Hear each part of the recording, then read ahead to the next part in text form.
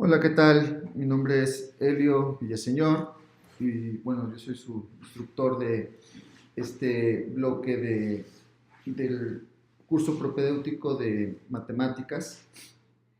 La idea de este bloque pues es básicamente introducir los conceptos básicos de matemáticas y pues ver también la parte computacional asociada a estos conceptos, en particular las estructuras de datos y las operaciones que provee el lenguaje Python. Entonces vamos a retomar un poco de lo que ya se ha visto en el bloque de programación, por eso es que este bloque empieza después. Y bueno, la primera sesión es la de introducción a la teoría de conjuntos.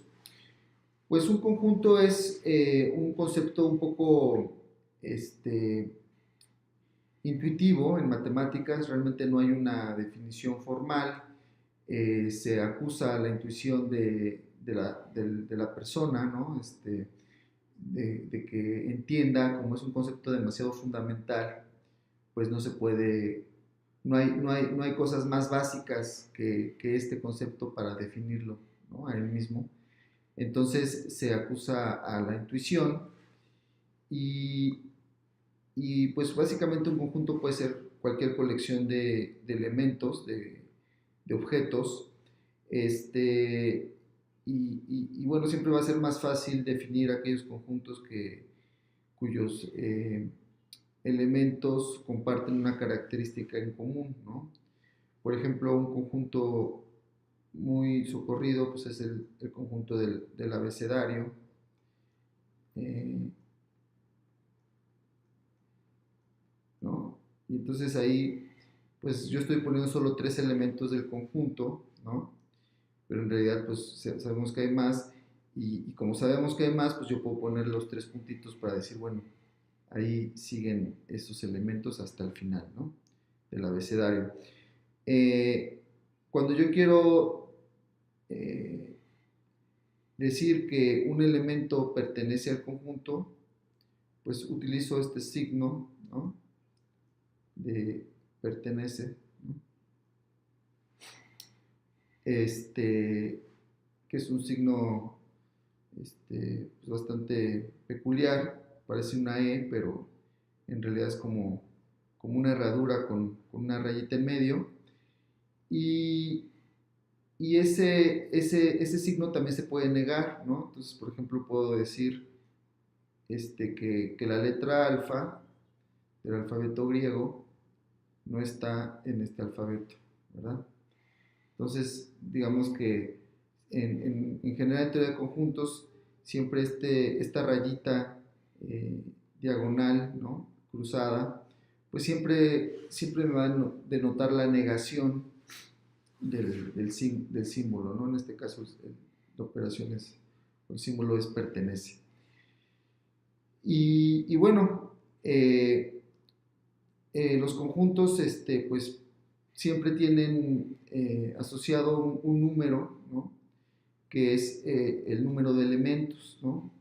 Y entonces hay un conjunto que es un conjunto, digamos, universal, ¿no? En términos de que siempre está presente.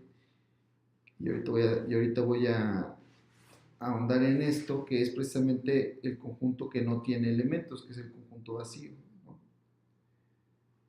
Este, y bueno, fíjense ahí cómo voy a volver a pintar que se ve medio feo, este, este conjunto vacío pues precisamente usa esa línea diagonal, ¿no? Para decir como que pues no hay nada ahí, ¿no? ¿Y qué es lo que define al vacío? Pues como les comentaba, el conjunto vacío es aquel conjunto que no tiene elementos, o sea que el número de elementos asociados al conjunto vacío pues es cero. Este, Eso de que el número asociado sea, el número de elementos asociado es cero, pues se denota así, ¿no? Esa es una forma de expresarlo. Este signo de número, ¿no? Precisamente, se utiliza para denotar el número de elementos, se suelen usar paréntesis para indicar que estoy considerando el número de elementos del conjunto que está dentro de los paréntesis.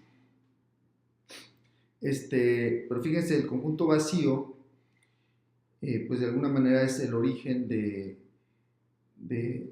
los conjuntos, en el sentido de que a partir del vacío yo puedo construir pues conjuntos de una cardinalidad arbitraria de elementos, ¿no? Por ejemplo, ya tengo el conjunto vacío que no tiene elementos, pero si yo considero un conjunto cuyo único elemento sea el conjunto vacío, este conjunto no es igual al vacío, ¿verdad?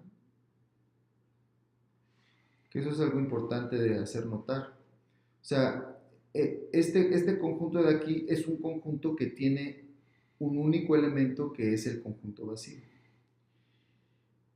Y el conjunto vacío, pues es un conjunto que no tiene elementos. Entonces, eso que tiene este conjunto nuevo que acabo de construir, pues ya va a tener la propiedad de que va a tener un solo elemento, ¿verdad? Porque es precisamente el conjunto vacío.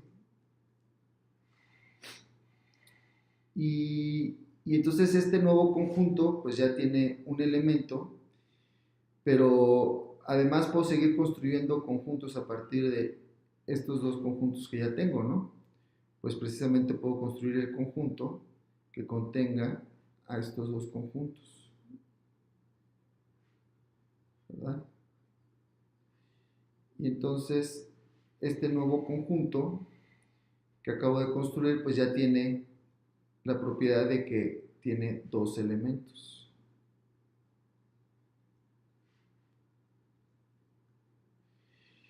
Y bueno, así me puedo seguir, ¿no? Porque ahora ya tengo otro nuevo conjunto, entonces ahora ya tengo tres conjuntos. Y entonces, pues puedo volver a hacer lo mismo. Puedo volver a construir un nuevo conjunto que tenga a esos tres conjuntos.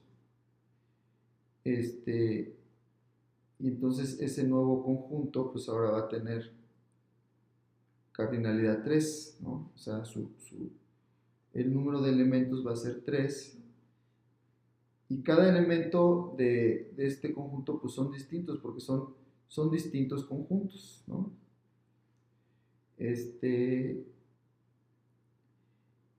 Aquí ya lo repetí.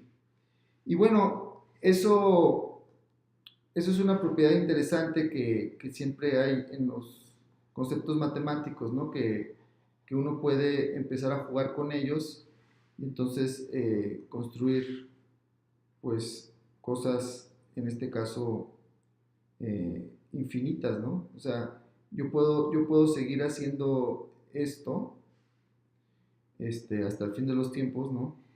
Concebiblemente, y entonces tener pues una colección infinita de conjuntos que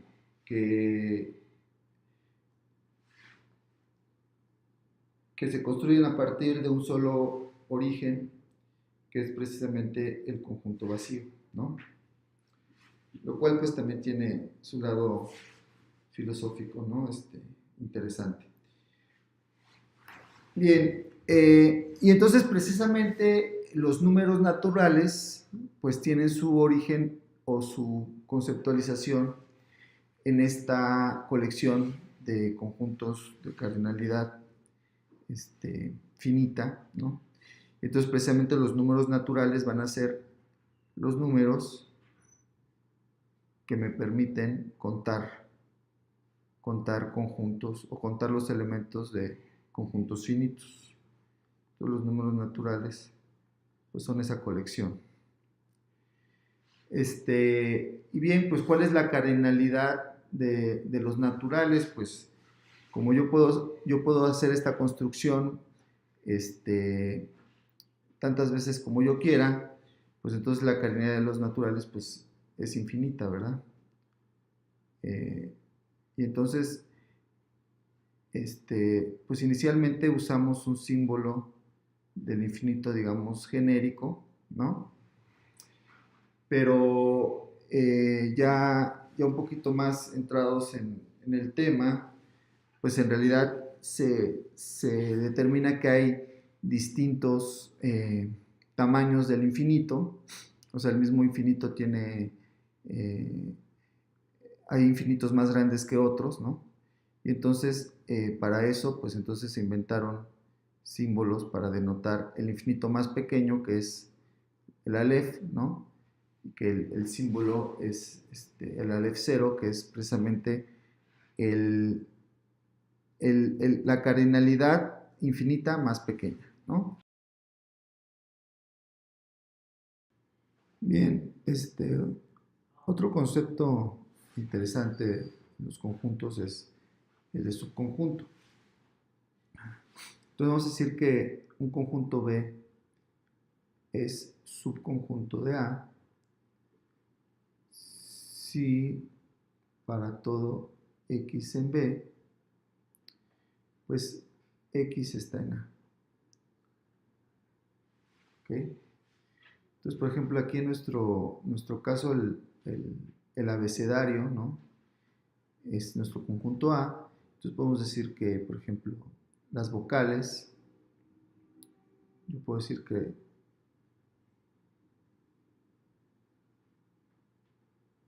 las vocales son mi conjunto B y entonces que pues B es su conjunto de A, ¿verdad? Pero fíjense que la definición, tal como la pusimos, pues no excluye que A también sea subconjunto de A. Y digamos que para ser más estrictos en el ser subconjunto, se define lo que es el ser subconjunto propio, ¿no? Que en este caso B es subconjunto propio de A si B es subconjunto de A, pero B no es igual a A. Entonces, de esa manera, es una definición un poquito más estricta. Bueno, una propiedad que se puede probar de los subconjuntos es que para todo B subconjunto de A, la cardinalidad de B es menor o igual que la cardinalidad de A. Eso es algo que en teoría de conjuntos formal pues se prueba, ¿no? Se da una demostración de esto. Aquí, como es una introducción, pues no tenemos esa intención de ser tan formales, pero bueno, lo menciono para que se vayan dando una idea del tipo de cosas que sí se pueden hacer, digamos, formalmente. Bien. Hay otros conjuntos también interesantes que se pueden construir a partir de un conjunto A, que es, por ejemplo, uno es el conjunto potencia, ¿no? Entonces, lo voy a poner con letras para que no se los olvide, ¿no? El conjunto potencia. Fíjense, el conjunto potencia de un conjunto A lo vamos a denotar por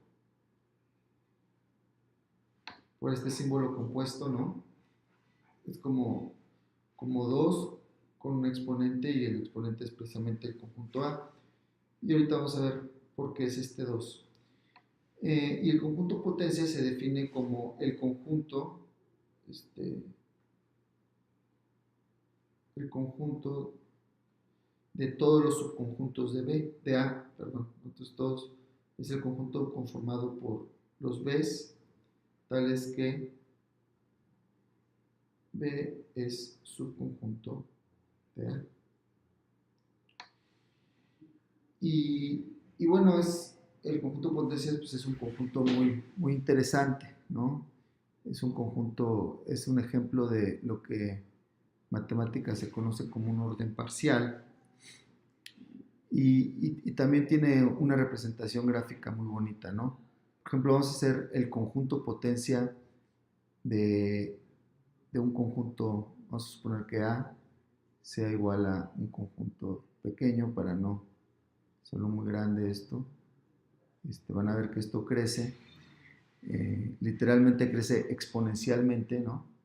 Y entonces, si yo considero un conjunto de, por ejemplo, 3 elementos, conjunto 1, 2, 3, y veo todos sus subconjuntos, pues puedo empezar por los subconjuntos de 2 elementos, ¿no? Tengo el 1, 2, tengo 2, 3, tengo el 1, 3. Entonces esos son todos los subconjuntos de 3 elementos y bueno, todos esos son a su vez subconjuntos de el conjunto potencia. Quiere decir que están contenidos en el conjunto A original. Y ahora considero los conjuntos de un solo elemento, que pues son cada uno de los elementos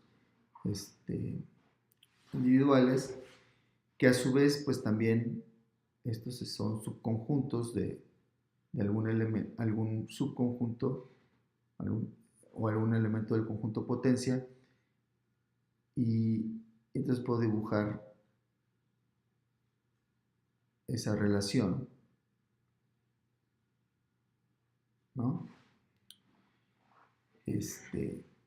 Y bueno, por último, tengo el omnipresente vacío, ¿no? Que ese vacío está en todos los conjuntos y en particular es un conjunto de los conjuntos de un solo elemento. Entonces así se hace esta estructura que se le suele llamar retícula y que tiene propiedades matemáticas muy interesantes que seguramente van a ver en su curso de matemáticas discretas. Bien, entonces ahora vamos a ver cuántos elementos tiene conjunto potencia. Pues digo, aquí se puede ver rápidamente que en el caso de este conjunto potencia, el número de elementos que tiene es precisamente 3, perdón, adelante, no, 8, ¿no? Tiene 8 elementos. ¿Y por qué puse el 3? Porque pues 8 es 2 a la 3. Y 3, ¿quién es? Pues 3 es la cardinalidad de mi conjunto original, que es A. Y entonces, aquí estoy dando un caso particular de una propiedad universal, que es precisamente que la cardinalidad del conjunto potencia de un conjunto finito, pues va a ser 2 elevado a la cardinalidad del conjunto. Eso siempre va a ser cierto y bueno, también es de las cosas que se prueban matemáticamente. Ahora, por ahí en las actividades se les pide que escriban un programa que, dado un conjunto A, construya su conjunto potencia. Ahorita en la segunda parte de la sesión vamos a pasar a la parte computacional y bueno, ahí vamos a ver algunas otras cosas que serán útiles para realizar esa actividad, pero aquí lo que me gustaría explicar un poco es cómo puedo construir el conjunto potencia de una manera pues más o menos fácil, ¿no? Fíjense, por ejemplo, aquí, si yo considero el a le quito el 1, ¿no? Y solo me quedo con el resto, entonces me queda 2, 2, 3, ¿no? Y entonces fíjense, aquí, si yo considero solo la parte de 2, 3, pues es el conjunto potencia del conjunto 2, 3, precisamente lo que queda ahí comprendido, ¿no? Entonces, para construir el conjunto potencia de a partir de ese nuevo conjunto potencia que acabo de construir o acabo de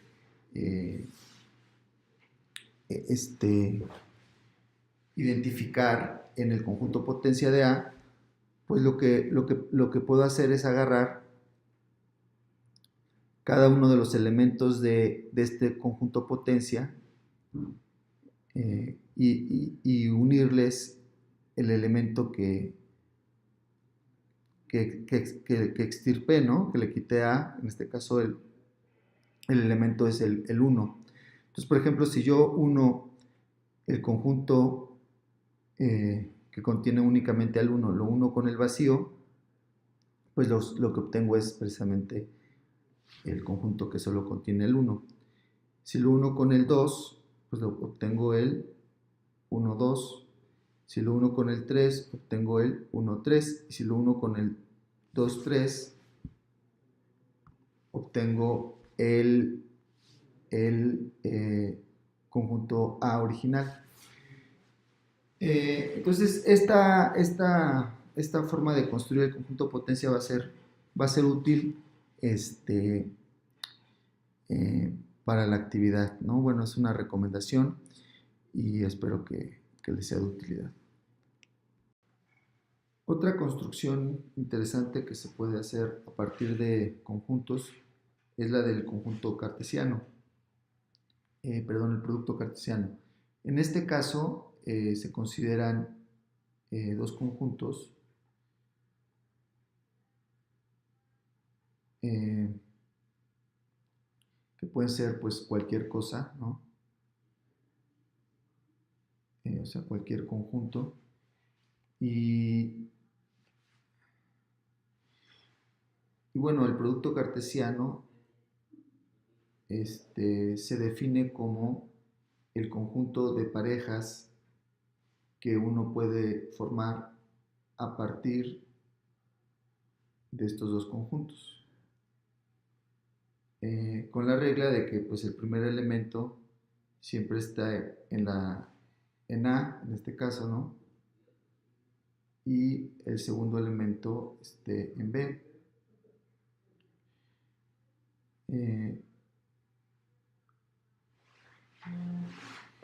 Y bueno, por ejemplo, vamos a poner un ejemplo muy sencillo. Entonces podemos poner A igual a 1, 2, 3 y B igual a AB. Entonces, el conjunto cartesiano, el producto cartesiano de A cruz B, pues es precisamente el conjunto de todas las parejas cuya primera coordenada está en A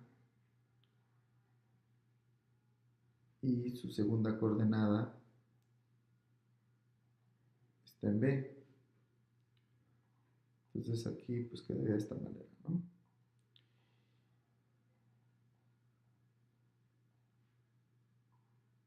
Y bueno, precisamente como esta operación me permite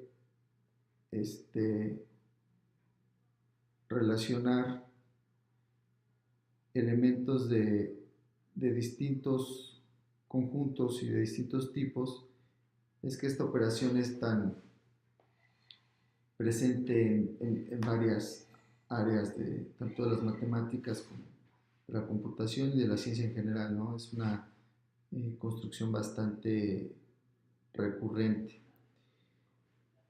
Y, y bueno, también es una de las actividades que están ahí en esta sección, ¿no? Para que ustedes puedan realizar utilizando las operaciones de conjuntos que vienen en las librerías de Python. Bueno, eso lo vamos a ver más adelante. Bien, vamos a ver las operaciones básicas de los conjuntos. Entonces, bueno, una operación pues es una operación binaria, ¿no? Entonces uno toma dos conjuntos y lo que obtiene es un nuevo conjunto. Y en este caso, tenemos, por ejemplo, podemos considerar A y B conjuntos. Bueno, y entonces una operación es la intersección y esto tiene como resultado un nuevo conjunto de elementos tales que están en A y están en B. Esta cuñita significa y, es como un AND, ¿no? También se puede ver como un AND.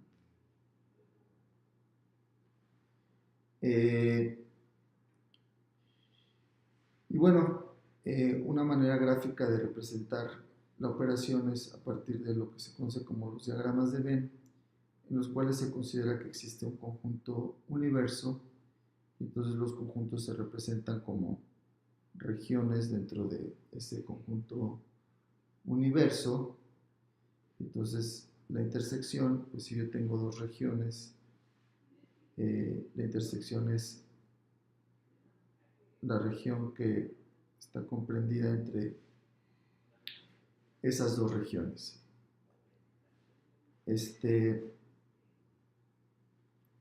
Otra operación es la unión, y ahí lo que cambia es el operador lógico, ¿no? Si en la intersección había un AND, aquí va a haber un OR,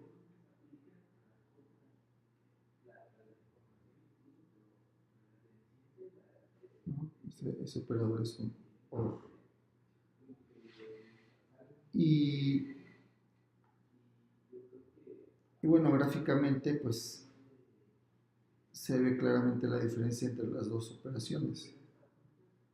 Cuando una era la región comprendida entre las dos regiones, en este caso es la región definida por todas, eh, por las dos regiones, ¿no?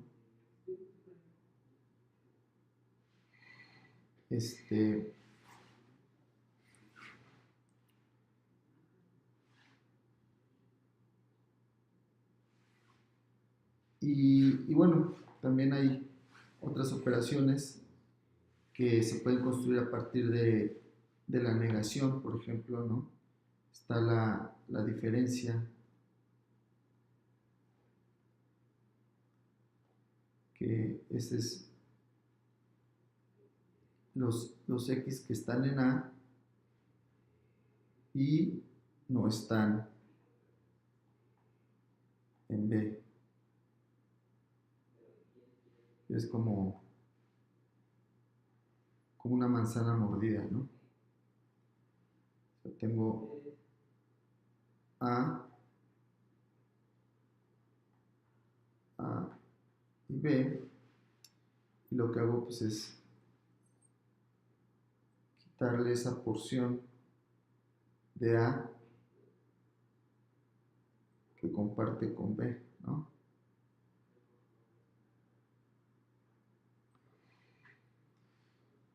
Entonces ya queda de esa manera.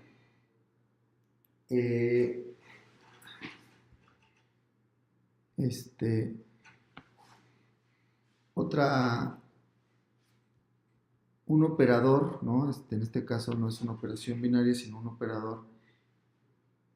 ¿Por qué? Porque el resultado, solo necesita un conjunto para hacerlo, es el del complemento. Y para el complemento, pues yo requiero precisamente hacer referencia al conjunto universo. Y entonces el complemento de un conjunto pues son las X en el universo, tales que X no está en A, ¿verdad? Entonces, ese universo, ese conjunto, pues se va a ver como su diagrama de Venn, pues va a ser todo lo que queda por fuera de A, ¿ok?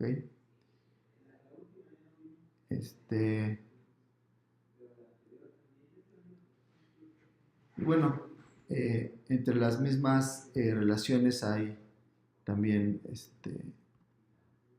o entre las mismas operaciones, se pueden expresar de distinta manera. Por ejemplo, la diferencia, se puede ver que la diferencia de A menos B, pues lo puedo ver yo como A intersección B complemento, ¿no? Es una forma de verlo. Inclusive hay leyes, ¿no? de los conjuntos, de las operaciones entre los conjuntos, pues están las famosas leyes de De Morgan, ¿no? Que es precisamente relacionan la intersección o el complemento de la intersección es igual a la unión de los complementos y complemento de la unión es la intersección de los complementos. Entonces esas son también cosas interesantes que se pueden ver a partir de las operaciones de los conjuntos. Bien, en el capítulo 1 del libro de referencia para este minicurso que se llama Concise Computer Mathematics, viene más discusión sobre las definiciones de los números, ¿no? Se empiezan a definir conjuntos de números, y con eso cierra la sección. Esa discusión la voy a dejar para las siguientes secciones y ahorita me quiero cerrar este primer bloque con la parte de computación, ¿no? De programación que se puede hacer con conjuntos. El lenguaje Python viene equipado con una estructura de datos que precisamente sirve para hacer o para definir conjuntos y trabajar con ellos, que es simplemente set, ¿no? Entonces se pone set y se ponen entre paréntesis cuadrados los elementos del conjunto y se cierra con paréntesis redondos, ¿no? Y entonces, si yo defino, por ejemplo, el conjunto ABC,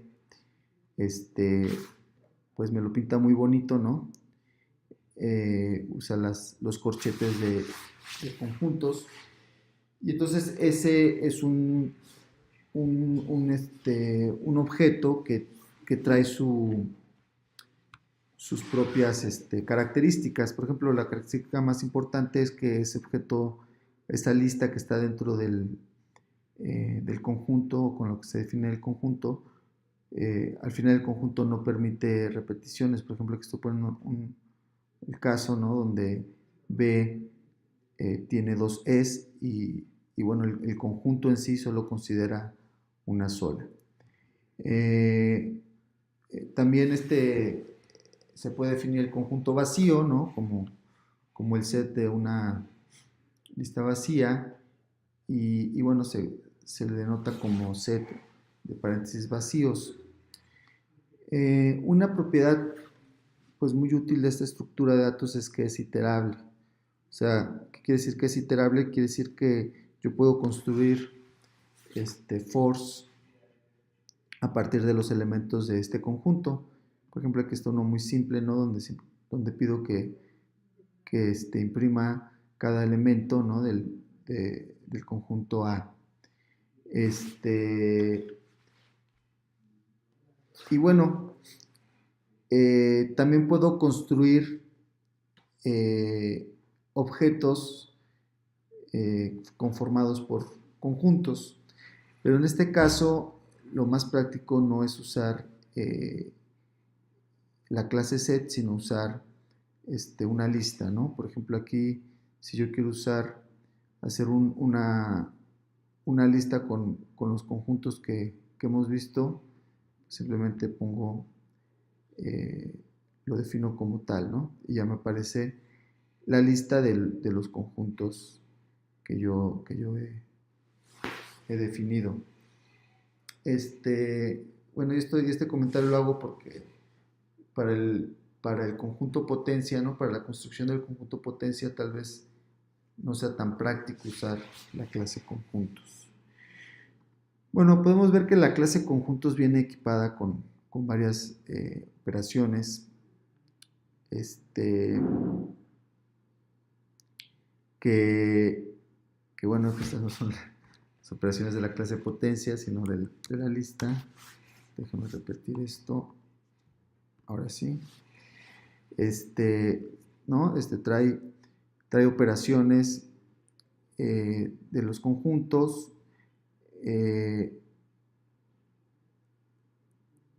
También puedo preguntar si una cosa es subconjunto, si una cosa está dentro del conjunto.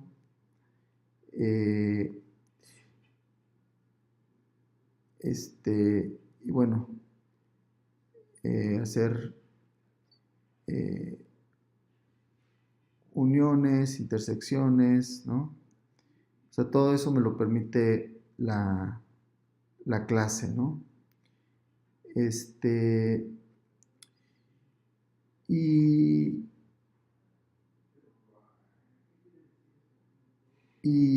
por ejemplo, aquí está el contains, ¿no?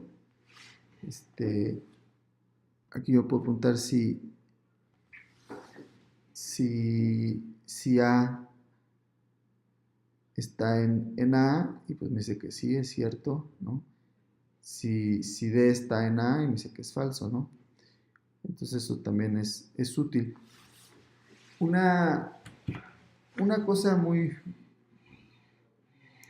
teórica y hasta filosófica de los conjuntos es lo que se conoce como el axioma de elección, que como su nombre lo dice, pues el axioma no se puede probar, ¿no? Es algo con lo que se parte, y quiere decir que yo para cualquier conjunto siempre puedo elegir arbitrariamente un elemento, ¿no? Y mostrarlo, ¿no?